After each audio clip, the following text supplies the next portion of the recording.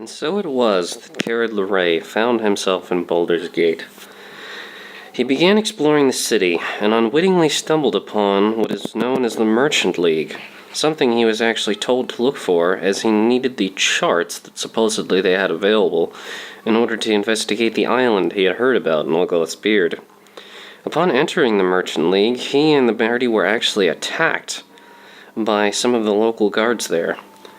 After defending themselves, Kered avoided further bloodshed when he met Captain Talar Kires by putting on his best sailor accent and pretending to be a deckhand that wanted to sign on with his crew. Amazingly enough, it worked. And after that, Kered and the party were sent by the captain to retrieve a swill, some rather disgusting drink from the local tavern, the Blushing Mermaid, from a man named Detranian. Apparently, the captain figured this was necessary before the party actually set out on its adventure. So, Kered and the crew then left, and began exploring the rest of the city. They found a rather peculiar-looking circular store called the Sorceress Sundries, and entered. I was rather impressed by the interior, and actually managed to purchase a few magical items and scrolls that they thought would be pertinent to their adventure.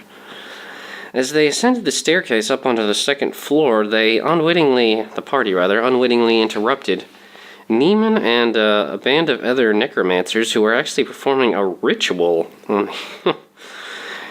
Kered was apologetic at first, but after being insulted, asked Neiman why he hadn't simply partaken in the ritual somewhere else if it was so easy to be distracted from it.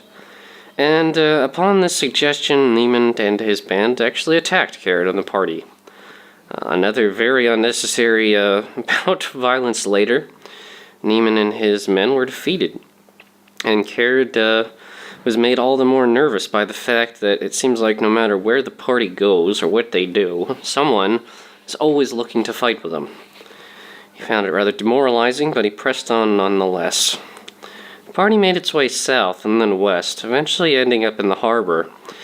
They came upon the Low Lantern, which is actually an old galley that had been converted into a tavern.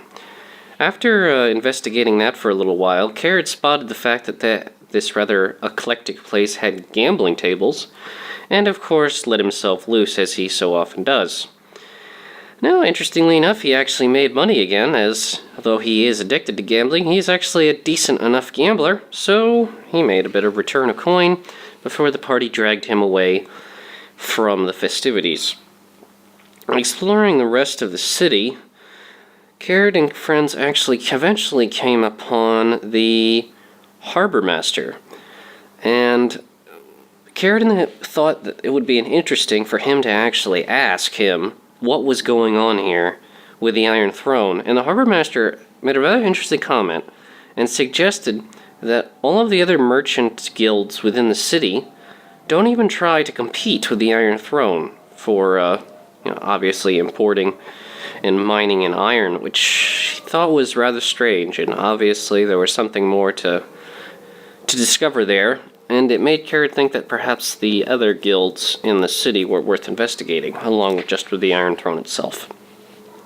After wandering a little ways to the north, I actually encountered an old man named Entilus Folsum, who claimed to actually be a harper and friend of Jaheira and Khalid.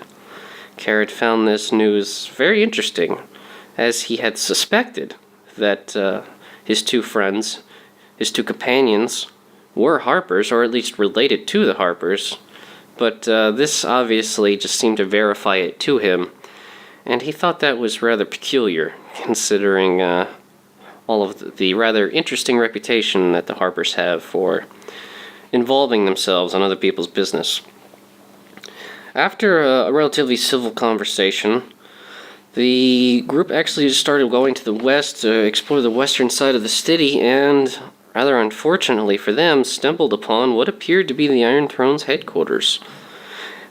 Kered and the rest of them, including Dynahir, Khalid, Jaheira, Minsk, and Imoen, were a bit taken aback and didn't really know how to approach the situation. And this is where we've left off in our adventure, with the party staring up at this rather intimidating structure, and wondering whether they should just head right in first, or whether they should take the guard's advice, Scar's advice, and go see Duke Eldan, and try to incorporate their advice into the investigation. Kered cannot help but feel overwhelmed with doubt at this point. He already feels a bit addled and nervous as he's in such a public place, which generally makes him uncomfortable to begin with. And on top of that, dealing with so many threats from seemingly random opponents in the meanwhile is also distressing. And beyond that, the party had actually encountered two particular individuals who claimed they knew who they were, and threatened the party that if they didn't stop investigating the Iron Throne, that they would be assassinated. Kered thought was an odd taste. Before he could press the man further and say he wouldn't be threatened by them, this particular pair left. Either way, it's going to prove to be a rather confrontational series of adventures, and that is where we will leave off for the next session. So, Kered and company staring up at the Iron Throne's impressive headquarters, this gray monolithic structure, and wondering, indeed, what should they do next.